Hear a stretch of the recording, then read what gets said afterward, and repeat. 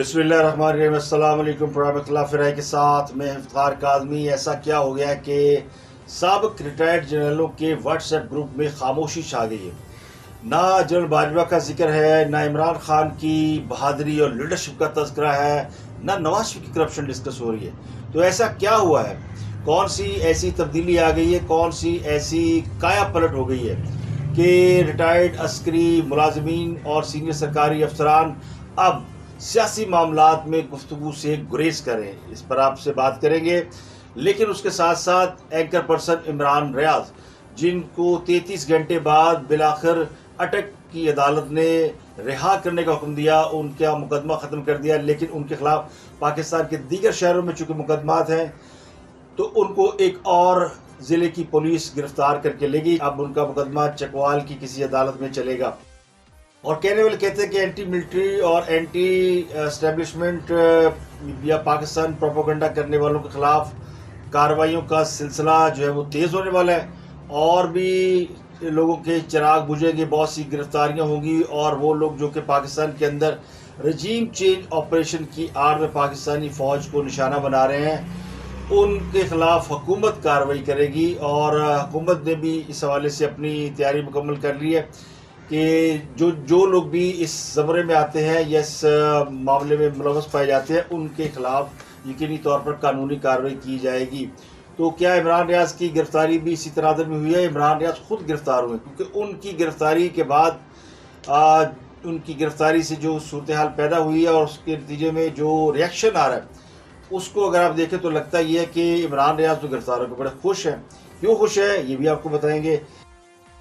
और कल ही फवाद चौधरी ने इस बात का दावा किया था कि सोशल मीडिया एक्टिविस्ट की गिरफ्तारी के लिए लिस्टें बन रही है, तो बहुत से सोशल मीडिया एक्टिविस्ट दाएं बाएं होना शुरू हो गए और इतलात ये है कि सब ने अपनी अपनी तैयारी भर ली है कि निकलो हटो बचो।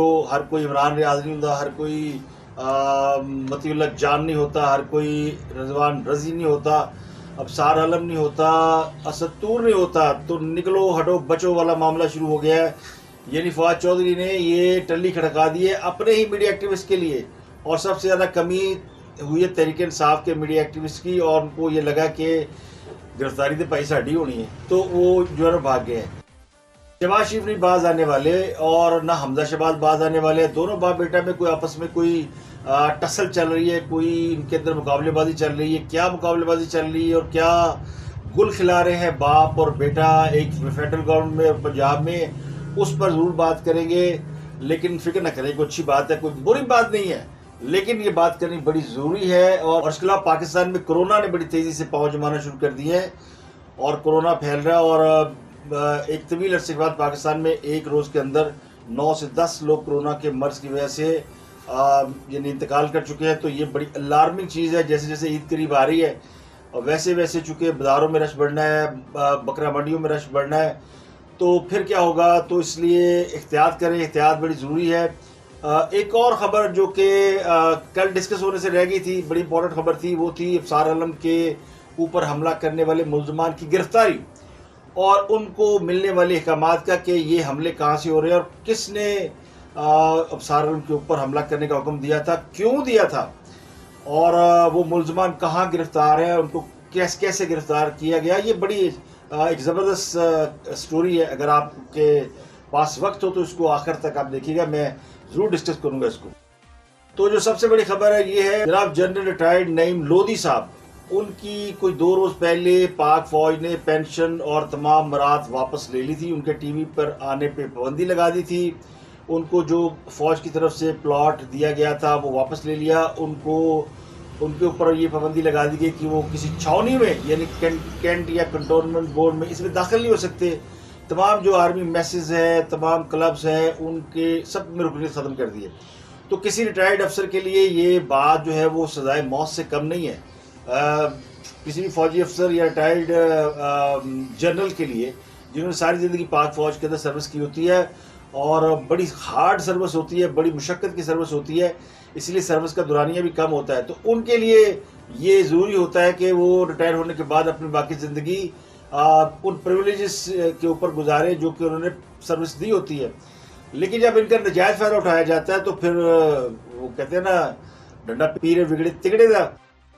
पाकिस्तान के अंदर जो सियासी मामला है उनके अंदर आर्मी के रिटायर्ड अफसरान की जो बहुत ज़्यादा इनपुट या मुदाखलत है और उसकी वजह से फ़ौज के ऊपर जो तनकीद का एक लामतनाही सिलसिला शुरू हुआ है उसको रोकने का फैसला कर लिया गया। मैंने आपको बताया था कि ये फैसला हो गया कि इनफ इज़ इनफ, अब किसी को यानी स्पेयर नहीं किया जाएगा। खान साहब ने जो इस्लामाबाद के अंदर 2 सेमिनार किए, एक सेमिनार में उन्होंने अदलिया को नाराज़ किया, उनसे माफ़ी मांगी, दूसरे सेमिनार में उन्होंने फिर फ़ौज को नाराज़ किया। अब फ़ौज से वो माफ़ी मांगने की कोशिश कर रहे हैं लेकिन अभी माफ़ी नहीं मिल रही। तो जनरल रिटायर्ड नईम लोधी की बरात और ये आर्मी क्लब में दाखिले में जिन पाबंदियाँ उन पर लगी हैं उनके हवाले से उन्होंने खुद भी एतराफ़ किया मुझ पर पाबंदियाँ लगी हैं। इंस्टीट्यूशन ने, आर्मी ने कुछ मेरी मुराद जो है पर कदर लगाई है, ये बात दुरुस्त है। लेकिन ये है कि मैं कोई ज़्यादा इसको फैलाने में इंटरेस्टेड नहीं हूँ, क्योंकि मैं ये समझता हूँ कि ये मेरे इंस्टीट्यूशन को कोई गलत फहमी हुई है। उनको शायद पूरा फीड नहीं किया गया, उनको पूरा बैकग्राउंड पता नहीं चला, तो हो सकता है उसकी वजूहात हो। तो ये इंशाल्लाह मुझे उम्मीद है कि जल्दी ये मसला रिजॉल्व हो जाएगा। लेकिन मैं अपने दोस्तों के लिए, अहबाब के लिए, अपने इंस्टीट्यूशन के लिए कुछ क्लैरिफिकेशन देना चाहता हूँ और वो मैं आपके सामने पेश करता हूँ। जिसमें सबसे पहले तो ये है कि इसमें कोई शक व शुबे की गुंजाइश नहीं है कि मेरी एफिलिएशन पीटीआई के साथ है। लेकिन उसके बाद क्या हुआ, उसका जो आफ्टर इफेक्ट्स है, आफ्टर शॉक्स है, वो ये है कि बहुत से रिटायर्ड फौजी अफसरान ने और आर्मी के जो जर्नैल हैं उन्होंने अपने व्हाट्सएप ग्रुप बनाए हुए हैं। उनके अंदर वो ये सारी बातें डिस्कस करते हैं, पॉलिटिक्स और करप्शन और रजीम चेंज और इस तरह की बातें। तो इसको एक हेल्दी कॉन्वर्सेशन के तौर पर देखा जा रहा था। लेकिन जैसे ही इस मामले में अब डायरेक्ट फौज के ऊपर या फौजी क़यादत के ऊपर अटैक होना शुरू हुआ है तो फिर उस पर फौज ने रिएक्शन किया है, उस पर सख्त गुस्से का इजहार किया गया, गुस्सा आया उन्होंने। तो 2-3 जर्नलों पे तो मुझे पता है कि जो टॉप के जर्नल हैं, एक तो कंफर्म है जनरल रिटायर्ड नईम लोधी, उन्होंने खुद मान लिया है। दूसरे जनरल रिटायर्ड आसिफ यासीन है, उनके बारे में इतलात है कि उन पर पाबंदी लगा दी गई है। कुछ और भी लोग हैं जिनकी अभी आइडेंटिटी क्लियर नहीं है, लेकिन बहुत से लोगों पर पाबंदी लगा दी गई है। इससे पहले आपने देखा होगा कई रिटायर्ड जनरल जो टीवी पे बैठकर बड़े यानी तमतराक से यानी ये चीज़ें किया करते थे। इन तमाम लोगों का यानी पिछली अगर रजीम देखिए नवाज शरीफ, तो उनके खिलाफ जो सबसे ज़्यादा फाल किरदार अदा किया वो एक्स सर्विसमैन ने किया। जो रिटायर्ड फौजी थे वो टेलीविजन के ऊपर एक्सपर्ट बन के बैठे और उन्होंने फिर जो यानी गवर्नमेंट के खिलाफ, के खिलाफ जो प्रोपोगंडा किया और एक ऐसा प्रोपोगंडा किया जो कि शायद उस वक्त पॉलिसी थी या कोई एजेंडा था, कोई माइंडसेट था। तो उसका असर फिर देखने में आया कि आज पाकिस्तान के अंदर एक बड़ी तकसीम है और लोग इमरान खान साहब को हीरो समझते हैं और पिछली रजीम को करप्ट समझते हैं। तो ये माशाल्लाह किया धरा हमारे बॉस, इनमें बहुत हिस्सा है हमारे रिटायर्ड सर्विसमैन का, एक्स सर्विसमैन का। हमारे एक दोस्त है पिंडी में रिपोर्टर और बड़े सीनियर रिपोर्टर हैं, उनकी ये ट्वीट है और उन्होंने बताया कि जनाब अब जो जर्नलिस्ट की जो ग्रुप है उनके अंदर ना इमरान खान डिस्कस हो रहा है, ना जनरल बाजवा डिस्कस हो रहे हैं, ना नवाज शरीफ डिस्कस हो रहे हैं। अब क्या डिस्कस हो रहा है? अब डिस्कस हो रहा है बकरे बड़े महंगे हो गए, बकरों की कीमतें, भाव तो आपके इलाके में बकरा कितने का मिल रहा है, ईद आ रही है यार, वो बकरे पहाड़ी बकरे पिछले साल बड़े सस्ते थे, इस साल बड़े महंगे हो गए हैं, तो करना क्या है? और मुझे तो इतने बकरे चाहिए और पहले तो बड़े रावण लोग की बकरे देने से मुंह कोई लगा। अब तो लोग हमारी भी इज्जत नहीं करते, पहले तो कितना सलूट हमें मारते थे लोग। तो ये रिटायर्ड फौजी अफसरान के हवाले से यानी कोई दोंदा कह रहा है कि दोंदा अच्छा होता है या खीरा अच्छा होता है, इस किस्म की गुफ्तगू हो रही है। तो ये हुआ है उसका यानी असर, वो जो पाबंदियाँ लगी हैं मुराद, और इससे पहले भी कई लोगों की पेंशन और मुराद जब्त है। और बहुत से जर्नैल जो टीवी पे आते थे जिनका जनरल रिटायर्ड एजाज अवान, अब जो शुएब से बहुत से लोग अब भी कहीं ना कहीं वो यूट्यूब वाले तो दाएं बाएं आते हैं, लेकिन इस तरह मेन स्ट्रीम चैनलों पे अब वो लोग नहीं है। अब आपको पता है पूरी फलसफा। और एक और साहब जो बड़ा ही यानी फौज के खिलाफ बड़ी तरियां शड़ी लगाते थे कि मैंने एक वीडियो बनाई हुई है, मुझे कुछ हुआ तो मैं छोड़ूंगा नहीं, और मेरा उनके भाई भी आए, उनका मैं भी नहीं छोड़ूंगा। तो ये दोनों हजरात जो है यानी इमरान रियाज साहब और उनके भाई दोनों, उनकी जो धमकी अमेज गुफ्तगू थी उसमें से तो हवा निकल गई। यानी वो ऐसे ही है जैसे खान साहब के दावे खोखले होते हैं, वैसे ही छोटे खान के दावे भी खोखले। अब इमरान खान को छोटा रियाज कहना चाहिए ना, वो तो अपने तरफ से छोटा रियाज, छोटा इमरान खान ही बना हुआ है। जैसे अल्ताफ हुसैन और इमरान फारूक साहब थे, जिस तरह फिर अब इमरान खान और इमरान रियाज खान है। इमरान खान या उनकी पार्टी माने ना माने, मगर इमरान रियाज खान खुद को समझता है कि इमरान खान के बाद वो होगा जी इनकलाबी लीडर, शेर बच्चा, और बड़ा खुश है गिरफ्तारी के ऊपर। और जब उनको अटक की अदालत ने को 33 घंटे समाअत हुई, ये शुरू हुई थी कल सुबह इस्लामाबाद की अदालत से, इस्लामाबाद हाई कोर्ट से, जितू अतर मिल्ला साहब ने ये साफ जवाब दिया उनको, मेरी जुरिडिक्शन नहीं है भाई, जिसकी है वहाँ जाएँ, बेहतर है लाहौर हाई कोर्ट चले जाएँ। लेकिन ये लाहौर हाई कोर्ट नहीं गए, ये चले गए अटक की अदालत में। अटक ने कहा आप चले जाएँ FI की अदालत में, साइबर क्राइम की दफात हैं, साइबर एक्ट के तहत मुकदमा दर्ज है। FIA के जज ने कहा जनाब मेरा मुकदमा ही नहीं गा, ये दफात ही गलत लगी, जाए और वापस अटक की अदालत में जाके समाअत करते। रात 12 बजे अदालत लग गई। वैसे तारीख में ऐसे मनाजर कम ही देखने को मिलते हैं जब रात 12 बजे अदालतें खुल जाए, लेकिन अगर रात 12 बजे इंसाफ देने की कोशिश हो रही तो मैं इसको सेकंड करता हूँ।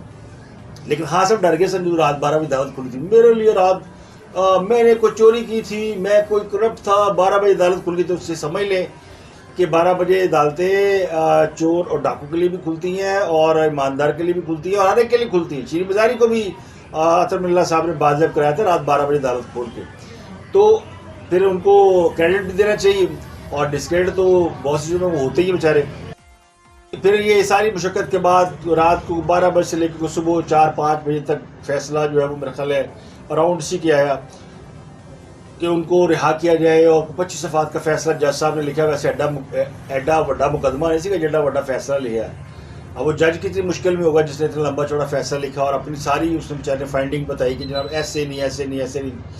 12 उन्होंने इमरान रियाज को रिहा कर दिया। उसके बाद उनसे चकवाल पुलिस ने गिरफ्तारी मांगी थी, तो अटक के जज ने गिरफ्तारी देने से इनकार कर दिया। उन्होंने कहा जनाब आपके पास गिरफ्तारी के लिए ठोस ग्राउंड नहीं है।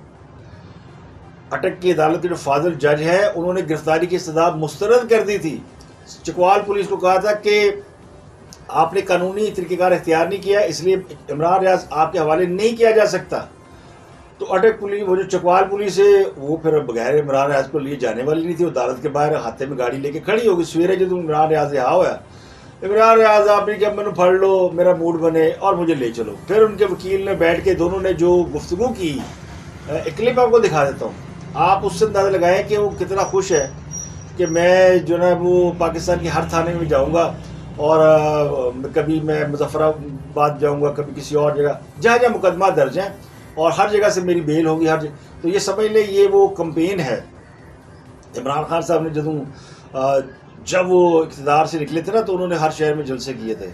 इमरान रियाज भी समझ रहा कि मैं पढ़ा जा हर थाने हर शहर जावा, तो हर शहर में पॉपुलरिटी बढ़ेगी। तो वैसे तो तस्वीरें में बनाते हैं ऐसे जब बड़े उनके ऊपर जुल्म हुए, लेकिन वकील के साथ खड़े होकर वो बड़ा खुश, दोनों वकील भी बड़ा खुश है। देखे जी सर, अब बोरिया बिस्तरा लेके चकवाल जा रहे हैं। चकवाल के बाद शायद मियाँ वाली जाएंगे, मियाँ वाली से जाएंगे हम लोग जंग से फिर जाएंगे हम गुजरावाला, फिर लाहौर, फिर हम जाएंगे टोबा टेक से भावल नगर, भावलपुर, मुजफ्फरगढ़, पूरा जो इलाके रह गए हैं ना, कोई शहर रह ना जाए, हम सारे फिरेंगे। पता नहीं उनको लगता है कि ये उनका कोई मिशन है जिसके मुताबिक इमरान रियाज जो उसका कद बड़ा हो जाएगा। उनको लोग बता रहे हैं कि जनाब अब बड़े पाकिस्तान के मुजाहरे हो रहे हैं, तो और उनका वीलॉग भी उस लीक जान कर रहा है, उनका बलूंगड़ा, और सारी रात वो बेचारा उनको रिपोर्टिंग करता रहा। तो उसको फ़ायदा ही है कि उसका अपना वीलॉग जो काफ़ी पॉपुलर चल रहा है, क्योंकि लोग इन्फॉर्मेशन तो लेना चाहते हैं ना, चाहे वो अच्छी बुरी जो भी हो। तो जो सोर्स साथ है उसी से इन्फॉर्मेशन लेंगे। तो सदीक जान जो है वो यूट्यूबर है और वो PTI के बड़े डाई हार्ट सपोर्टर हैं और इमरान खान के बड़े करीब हैं, तो उनकी रिपोर्टिंग जो है वो चमक उठी है और चमकनी भी चाहिए। तो 12 ये समझ लें कि ईद जो है वो इनकी अंदर गुजरनी है। लेकिन जो असल सवाल है जिस पे हमें बड़ी मायूसी हुई, मायूसी इसलिए नहीं हुई कि उनकी रिहाई होगी, मायूसी इस बात से हुई है कि बड़ी तो थी इमरान रियाज से कि उन्होंने जो बात की है कम अज़ कम वो पूरी करेंगे, और उन्होंने जो वीडियो 5 घंटे बाद जारी होने के लिए कही थी वो कम अज़ कम जारी तो हो जाती। पता तो चलता है एक दफ़ा कि पाकिस्तान में कोई माई का लाल आया है और उसने जनाब वो जो बातें की हैं उन बातों पर वो खरा उतरा है। इन्होंने मुझे ना छोड़ा 5 घंटे के अंदर अंदर, तो एक ऐसी वीडियो अपलोड होगी मेरे चैनल पे कि तहलका मच जाएगा। इनको पता चल जाएगा उन सबको जिन्होंने मेरे खिलाफ ये कार्रवाई की है, सबका नाम लूंगा, उन एजेंसियों का भी, उन इदारों का भी, और उन बंदों का भी जिन्होंने ये सारा कुछ किया है। लेकिन ये ना कि नाम बड़े और दर्शन छोटे, वही हाल है। जैसा गुरु वैसा घंटाल वैसा चेला। गुरु भी कहता है मेरे पास वीडियो, तो वीडियो लब्धी कोई नहीं, और चेला भी कहता है मैंने वीडियो रिकॉर्ड करा दी और मैं छटांगा नहीं, मैं ये कर दूंगा वो ये पंजाबी फिल्मों का असर है मुझे लगता है, कोई उन्होंने देख ली सुल्तान रही फिल्म, तो बहरहाल वो वीडियो नहीं है। जो इससे बड़ी मायूसी हुई है, बड़ा इंतज़ार किया लोगों ने कि वो वीडियो आ जाए, लेकिन वो नहीं आई। तो इसका मतलब ये कि ये खाली पीली धमकियाँ या जो भी इसको कह लें, इस पर मैं ज़्यादा अगर कहूँगा तो लोग समझेंगे कि शायद ये बहुत ज़्यादा उनकी एंटी है। इमरान रियाज हमारा दोस्त भाई है, हम उसके एंटी बिल्कुल नहीं है और उसकी ख्वाहिशों का एहतराम करते हैं। अगर वो सियासी लीडर बनना चाहता है, मैंने कल भी कहा था, तो हम उसकी जुदाई बर्दाश्त कर लेंगे, उसको let him become a political leader. एक साफ़ी वज़ीर भी होना चाहिए था, अगर वो बन सकता है तो मोस्ट वेलकम। हम खुश हो गए कि चलो सहाफ़ियों में भी कोई इतना इंटेलेक्चुअल था कि जो वज़ीर आज़म के ओहदे तक पहुँचा। वैसे तो वज़ीर आज़म के ओहदे तक पहुँचने वाली कोई इंटेलेक्चुअल होना ज़रूरी नहीं, खास साहब की मिसाल सामने। एक और ख़बर ये है कि वो छोटी सी खबर कि हुकूमत ने रवां बरस के लिए पाक फ़ौज के तरक्याती बजट से 72 अरब रुपये की कटौती कर दी है। ये खबर यूथियों को समझ नहीं आनी। 10 जून को बजट पेश किया गया था, उसमें पाक फ़ौज के लिए बजट इन्हेंस किया गया था और ये बजट के लिए 363 अरब रुपये मुख्तस किए गए थे दफाई बजट के लिए। उसको अब कट करके 363 की बजाय 292 अरब कर दिया गया है। तो 72 अरब की कटौती हुई है, लेकिन फिर भी ये बजट पिछले साल से 21 अरब रुपये ज़्यादा है। तो ये जो 72 अरब की कटौती हुई है, ये वो वॉलंटियर है जो कि हम बड़ा कह रहे थे फौज भी अपना बजट कट करे, तो उन्होंने करता, उन्होंने कहा जनाब महंगाई देखे ना, डॉलर 105 से 200 पे चला गया। पिछले चले एक साल में लगा रहे तो एक साल में डॉलर 50-60 रुपये खास अपने दौर की बढ़ गया सी, पिछला साल था, और इस साल भी 8-10 रुपये और बढ़ गया, यानी 178 का 188 के छोड़ के गए थे और अब 207 का तकरीबन, तो 19 डॉलर तो यहाँ भी बढ़ गया। तो इसके बावजूद फौज ने अपना बजट जो है वो डबल नहीं किया। 21 अरब रुपये मेरा ख्याल जस्टिफाइड है एक बड़ी फौज के लिए जिसकी ज़रूरियात में पहले से ज़्यादा इजाफा हुआ। अब आ जाते हैं ये बाप बेटे में जो मुकाबला हो रहा है, ये पाकिस्तान को ले डूबेंगे शहबाज शरीफ और क्या नाम है इनका, हमजा शहबाज साहब। मुकाबला चल रहा है दोनों में, कौन रिलीफ दे रहा है आवाम को, कौन है वो। बाप 15% तनख्वाह बढ़ाता है, बेटा 30% बढ़ा देता है। बाप को रिलीफ देता है तो बेटा जो है वो बिजली में रिलीफ दे देता है। बाप कहता है सोलर पे ले जाएंगे सारा निज़ाम और बिजली के पैनल लगा देंगे, तो बेटा जो है वो 100 यूनिट फ्री कर देता है। अब वो इनमें पता नहीं कारकर्दगी का मुकाबला चल रहा है, ये वैसे को लगती है, और दोनों के खिलाफ चल रही है पीटीआई की मुसीबत पड़ी हुई है। अब वो कहते हैं ना कि आगे कुआं पीछे खाई, अगर वो उसकी मनसूबे की मुखालफत करते हैं तो उनको लान तान होती है कि अवाम की फलाह के लिए कोई मनसूबा अगर आ ही रहा है, 2 रुपये का मनसूबा ही सही, वो आ तो रहा है ना। वो जो अंडे कट्टे बच्चे वाला जो मनसूबा था उसकी भी हम लोगों ने तनकीद की थी, लेकिन हमने कहा चलो किसी को फ़ायदा ही होगा ना, मुर्गी मिलेगी, बकरी मिलेगी, बकरी दूध देगी, मुर्गी अंडे देगी, तो कारोबार ना कर सके खाएगा तो सही। तो इसी तरह आज वो सुबह सुबह फिर उठ गए। एक तो ये बड़ी प्रॉब्लम है शहबाज शरीफ को, और शहबाज शरीफ से मेरी वैसे कभी ज़िंदगी में बनी नहीं है। उसकी वजह ये कि वो सुबह 7-8 बजे उठ जाते हैं, बल्कि ज़्यादा जल्दी उठ जाते हैं और कहते हैं जी आ जाओ। अब हमारे जैसे साफ़ी ज़रा लेट उठते हैं तो उनके साथ हमारी सुबह सुबह मीटिंग, मेरे पिछले द्वार की बात कर रहा हूँ, तो बड़ी हमारी और हुकूमत की बड़ी वो कहते हैं कांटे की टक्कर थी। हम नहीं जाते थे, बुलाते थे आ जाए जी, मैं कहते तुम आंदे ही नहीं यार, उसी साढ़े हुकूमत के खिलाफ हो। वजह ये थी भाई सुबह नहीं उठ सकते, और सुबह से बुरा दी कि मैं अब तो उठता हूँ, उस ज़माने में ज़रा मुश्किल था, अब तो नमाज के लिए आप उठते हैं और बड़ी चीज़ें। तो बहरहाल इसमें कोई वो नहीं है। शहबाज शरीफ एक एफिशिएंट आदमी है, सवेरे सवेरे बसंत इफ्तार कर पहुँच गया। अब उन्होंने इस्लामाबाद में ब्लू लाइन और ग्रीन लाइन बसें चला दी हैं और बैठते ऐलान कर दिए 1 महीना लोगों को फ्री सफ़र कराओ। यानी ये जो इनके अंदर वो है ना, फिर कहते हैं मुल्क डूब रहा है, सब्सिडी देने की आदत। और भाई अभी सब्सिडी एक तरफ आप कहते हैं नहीं देनी, एक तरफ आप दिए जा रहे हैं। तो बहरहाल ये मुकाबला को चल रहा है, इसका पता करना पड़ेगा कि क्या हमजा शहबाज अपने बाप से आगे निकलना चाहता है या फिर शहबाज शरीफ अपने निकलना चाहते हैं। IMF के वाले से इतलात ये कि 8 जुलाई यानी कल इसके बारे में कुछ खबर सुनने को मिल सकती है, लेकिन इस मसले पर मुस्लिम लीग नून के अंदर काफ़ी कॉन्फ्लिक्ट चल रहे हैं और इसमें 2 धड़े हो गए, बाकायदा 2 किस्म की राय है।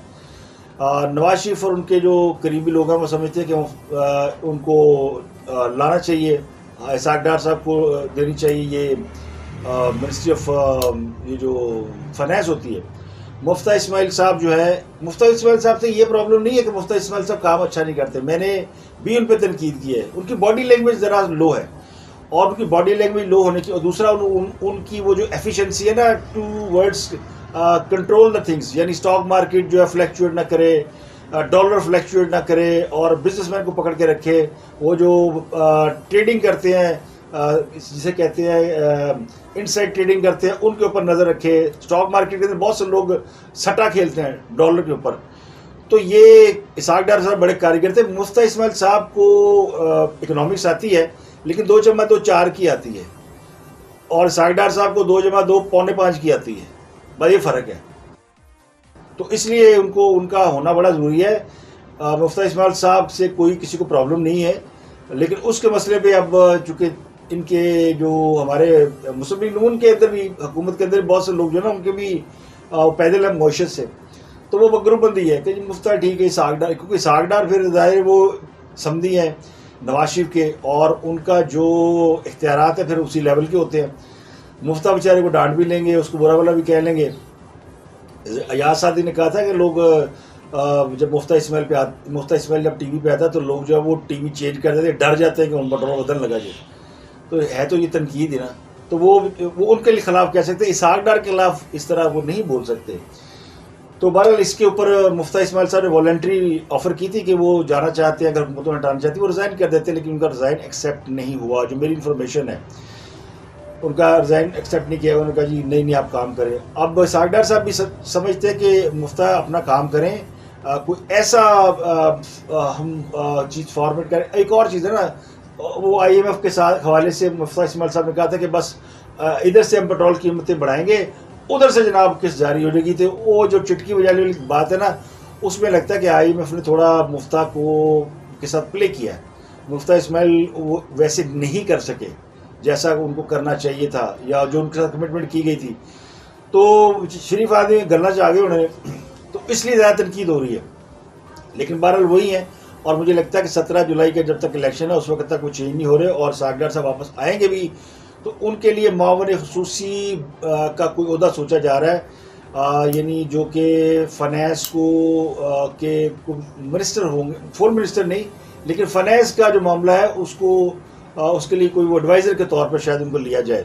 ये भी एक इस तरह की जो इन्फॉर्मेशन है, यानी इस तरह की तजवीज़ जो है उसके ऊपर गौर किया जाए कि कोई और ओहदा दिया जाए उनको जो फाइनेंस को देखे, लेकिन मुफ्ता जो है वज़ीर ख़जाना रहे, क्योंकि उसने डील किया IMF के साथ, और इनको बदलने से IMF के साथ डील ख़राब हो सकती है पामे लेट। तो कल इसके ऊपर कुछ फीडबैक आ सकता है। इसके अलावा इलेक्शन कमीशन ने हमजा शहबाज की वो स्कीम जो रोशन घराना स्कीम है वो मुअत्तल कर दी है, और सोलर के हवाले से सुन ले, वो जो शहबाज शरीफ ने ऐलान किया है सोलर, पाकिस्तान में सोलर स्कीम लाने का। गवर्नमेंट सोच रही है कि लोगों को जो है इस पर फ्री सोलर पैनल दिए जाए, ताकि बिजली की जो लोड शेडिंग है उससे निजात मिल सके। इसके ऊपर बड़ा शोर मचाया। इमरान इस्माइल ने ट्वीट कर दिया कि जनाब ये तो सोलर का जो प्रोजेक्ट है, ये शहबाज शरीफ के जो साहबजादे हैं सलमान शहबाज, वो चूँकि इश्तिहारी भी हैं और वांटेड भी है, पाकिस्तान में नहीं रहते, तो वो डील कर रहे हैं, वो माल कमा रहे हैं इसमें से। तो उन्होंने भी छोटा एक नोटिस भेजा है इमरान इस्माइल को, और क्या साबित करो जनाब, और मेरा तो काम ही नहीं है, और 1 अरब हर्जाने का नोटिस भेजा इमरान इस्माइल को कि आपने झूठ फैलाया, और आपने ट्वीट किया कि सोलर की जो सिस्टम है ये मैं कर रहा हूँ, तो मेरा कोई ताल्लुक नहीं है। और गैस की किल्लत के बायस सेप्टेमा ने कल से हड़ताल की धमकी दी है, क्योंकि गैस मिल नहीं रही और गैस की शॉर्टेज है। वैसे तो हुकूमत ने 15 जुलाई की डेडलाइन रखी है कि 15 जुलाई तक गैस की सूरत बेहतर हो जाएगी, लेकिन वो पंजाब में चूँकि गैस सनत को नहीं मिल रही, तो अब एप्टिमा वालों ने वार्निंग दी है कि जनाब अगर हमें गैस न दी गई तो हम बंद कर देंगे, तो ये बड़ा नुकसान होगा। टेक्सटाइल सेक्टर पाकिस्तान का वास्ट सेक्टर है जिसमें बड़ा अच्छा काम कर रहा है, लेकिन गैस हूँ हैगी नहीं। कि मानो मासी आखी है, कुछ पिछली गवर्नमेंट गैस के सौदे नहीं करके गई और अब गैस मिल नहीं रही। लेकिन आलमी मंडी में तेल की कीमत जो है कम होना शुरू हो गई, ये अच्छी बात है। इससे ज़रा गैस के ऊपर भी बर्डन कम होगा। पिछले कई दिनों से गैस की आलमी मंडी में तेल की कीमत गिरी है, आज भी और प्रेडिक्शन वो है $65 तक जाएगा। तो और अब बात करते हैं अफसार आलम के ऊपर हमला करने वालों की। उसके बारे में जो डिटेल रिपोर्ट आई है वो उमर चीमा साहब ने फाइल की है। उन्होंने बताया जी अफसार आलम पे हमले की जो हदायत है वो जर्मनी से दी गई थी और गुज़श्ता साल उन्हें गोलियां मारी गई थी, एक पार्क में जब वो वॉक कर रहे थे तो उनको फायर मारा गया था, उनके पेट में गोली मारी गई थी, लेकिन वो बच गए थे।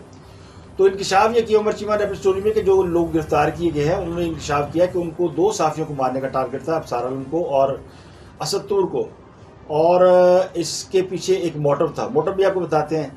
लेकिन ये जो हमले की हिदायत जर्मनी से दी गई, शेखपुरा के एक शख्स को ये ड्यूटी दी गई कि उसने सारा काम करना है। उसने खुशाब से जो उजरती कातिल, मुत्ते किराए के कातिल, उनकी खिदमात हासिल की, जिसके बाद फिर अबसार आलम की रैकी हुई, को रकम की अदायगी लाहौर और रावलपिंडी में की गई।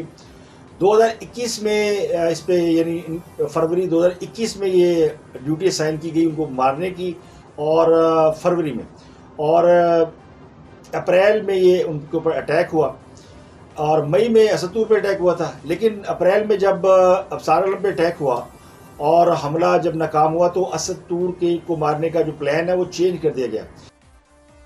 32 साला जैन गियास इसका मास्टरमाइंड है, और 23 साला हमाद सुलेमान, इसने ये वो था जिसको ये ड्यूटी साइन की गई थी, या जिसने सुपारी ली थी। सुपारी जरा आसान लफ्ज़ है। तो हमाद जो है ये पुलिस का कोई सिक्योरिटी फोर्स का साबिक वायरलेस ऑपरेटर है, ये भी यानी इससे निकाल दिया गया था। और गियास जो है वो भी एक इश्तिहारी है, गुजरात का रहने वाला, और वो इश्तिहारी होकर जर्मनी जा चुका है। तो ये सारी वारदात इस वक्त सामने आई जब हमाद को पकड़ा गया एक डकैती के जुर्म में, और उसको जब फेंटी छेंटी लगी, पुलिस ने उससे वारदातें खुलवाई, तो पता चला उसने सहाफ़ियों के ऊपर भी अटैक किया है। तो उसने सारी कहानी खोल दी कि उसने अबसार को गोली जो है वो यानी मारने में उसका किरदार है। उसने एक और आगे बंदा फ्रंटमैन जो टारगेट किलर होता है, उसका नाम नदीम असगर बताया गया, उसको हायर किया था जिसने गोली मारी। और इसके बाद फिर ये सारी मालूमात सामने आ गई। इसके पीछे जो ये अब दोनों मुल्ज़िम पुलिस की कैद में है, और जैन जो मेन आदमी है जर्मनी का, उसने जब ये टारगेट दिया था हमाद को तो बताया गया था ये गैरत का मामला है। असद तूर के बारे में कहा गया था कि उस पर इसलिए हमला करना है कि वो अबसार आलम का कोई यानी उसके नक्शे कदम पे चलता है, उसका कोई ख़ास आदमी है, उसके साथ बड़े तल्लुकात हैं। तो इसके लिए कुछ 50-60 लाख की रकम भी दी गई थी।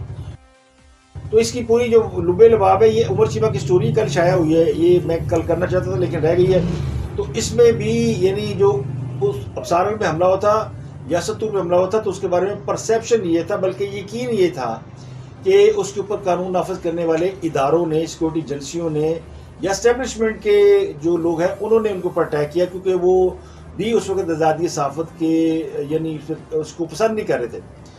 तो इस मामले में एस्टेब्लिशमेंट जो है वो बेकसूर निकली है। अभी तक की जो इंफॉर्मेशन है, अब पता नहीं वो जैन गियास अगर एस्टेब्लिशमेंट का आदमी हो तो अल्लाह जाने, लेकिन जो उसने बताया या उसके आगे जो लोग थे उन्होंने बताया ये गैरत का मसला है। तो अभी तक इस मामले में गैरत का मामला है, और ये दोनों जो है वो अब यानी जेल में है, और उनको आज शायद अदालत में पेश किया गया या करना है। तो ये सारा मामला है, और इसमें यानी अबसार आलम साहब ने भी ट्वीट किया है, और स्टोरी भी खुल के सामने आ गई है कि वो मुलजमान जो पकड़े गए। तो आज के लिए इतना ही। आपसे मुलाकात कल। अपना बिरदनवा के लोगों का बहुत ख्याल रखिए।